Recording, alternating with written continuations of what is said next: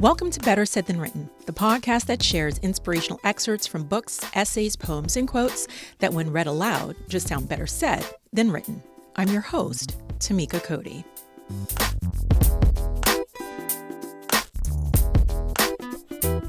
How do you feel about second chances? About starting over? Maybe you had a dream to become a veterinarian, or a goal to start a nonprofit. Maybe you have always wanted to travel outside of the country. I'm sure there's something that once made your heart race just thinking about it. But just like everyone else, life happened. Doubt crept in. And that dream was placed on the back burner. Got buried under the weight of what-ifs and maybe laters, or worse. You threw your dreams away because someone said they were unrealistic. Now, if any one of those points sounds like you, I want you to write down the following quote from George Eliot. It's never too late to be what you might have been. Let me say it again louder for the people in the back. It's never too late to be what you might have been. Never too late. Not at 30, not at 40, not at 50, not at 80. As long as you wake up every day, your story isn't finished. You could still turn the page. Giving up on a dream is a gradual process. Maybe you tried several times and failed, and that last misstep convinced you to stop. Or maybe life, lack of money, or family obligations stood in between you and your plans. And somewhere along the line, you said to yourself, your ship of dreams set sail and is far, far away somewhere in the Red Sea. But here's the thing. Dreams don't expire. They evolve. They wait for you to believe in them again. A story that fits the bill on this topic comes from one of my favorite television series, Lessons in Chemistry. The main character, Elizabeth Zott, she's the host of a cooking show, Supper at 6. She educates viewers about all things food, and with each dish she makes, she explains the chemistry behind the ingredients and cooking techniques.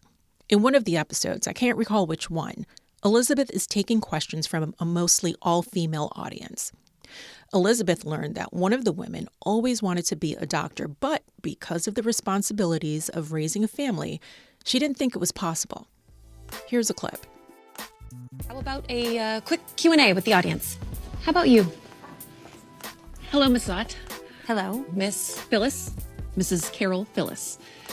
I could be way off base here. My husband likes to say what I lack in smarts, I make up for in effort. But when you said osmosis was the movement of a less concentrated solvent through a semi-permeable membrane to another more concentrated solvent, I found myself wondering if my leg edema might be a byproduct of faulty hydraulic conductivity in my own plasmas.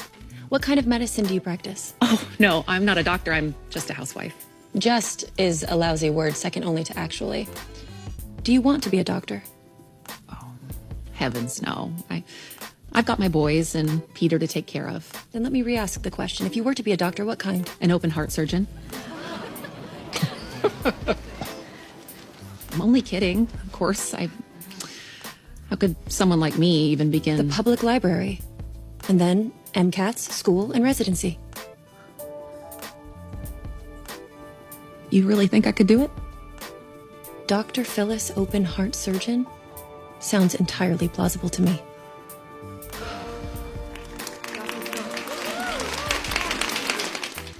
When I first watched that scene, I was overwhelmed with emotions. You could blame it on my Piscean nature.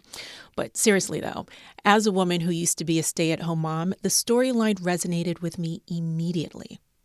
When I made the decision to return to college to earn my journalism degree, I was told that my place was in the home, and my job was to take care of my husband and children. But I had a dream to become a journalist with her own talk show. I've accomplished one of those goals, and I'm still dreaming for the other goal to come to fruition. So what happened to Dr. Phyllis, open heart surgeon? If you don't like spoilers, don't listen to this next clip. Miss Zott, I'm sure you don't remember me, but I was here a few months ago. Dr. Phyllis, open heart surgeon. Of course I remember. Well, not quite yet, but I did get accepted into USC medical school. I knew you would. I knew you could. I'm the oldest student in the class, and I'm constantly exhausted, but I've also never been happier.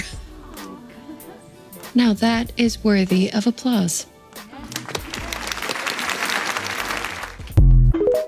Dr. Phyllis took the steps to follow through with her dream. She didn't let her age, family responsibilities, or self-doubt hold her back any longer. She turned the page and started a new chapter. Now, let's talk about you. Maybe you wanted to be a musician, an actor, a chef, or an artist. Maybe you wanted to go back to school, start a business, run a marathon. But somewhere along the way, you convinced yourself it was too late. There is no deadline on becoming who you truly want to be. Colonel Sanders, he was in his 60s when he founded Kentucky Fried Chicken. Vera Wang, she was 40 before she designed her first wedding dress. And Stan Lee, he was 39 when he created Spider-Man.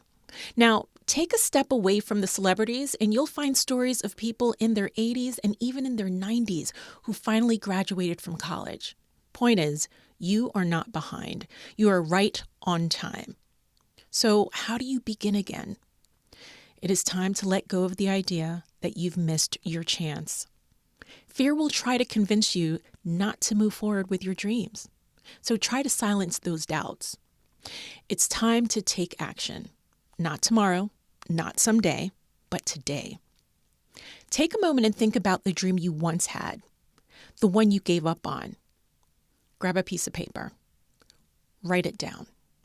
Write down exactly what that looks like for you. Be detailed. And then take one small step toward bringing that dream back to life. George Eliot's words reminds us, it's never too late to be what you might have been. Your story isn't over. There are still pages left to write, and you get to decide how it ends. So turn the page. Start that next chapter. Thank you so much for pressing the play button on this episode of Better Said Than Written. Until next time, I'm Tamika Cody reminding you, your dreams were placed in your heart for a reason. Go get them.